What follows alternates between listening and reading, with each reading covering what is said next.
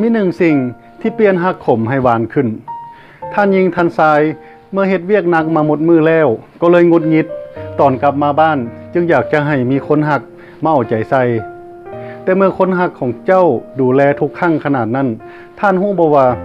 สิ่งหนึ่งที่เขาหวังจากเจ้าก็คือให้เจ้าเว้ากับเขาดีๆได้จักหน่อยทั้งที่เจ้าเว้ากับเพื่อนกับพี่น้องอย่างดี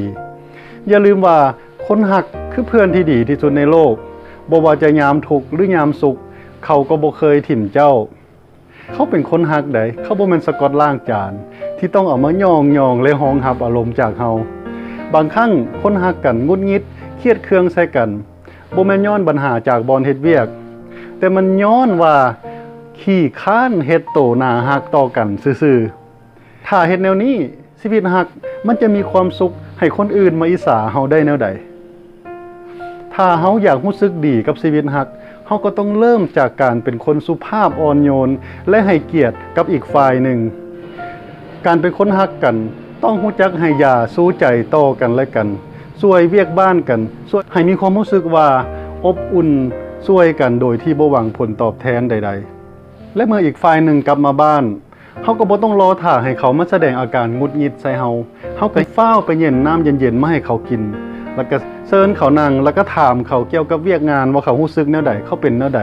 ด้วยความสนใจในโตเขาและที่สำคัญเมื่อเจ้าปฏิบัติกับคนหักของเจ้าอย่างหนาหักด้วยความใส่ใจแนวนี้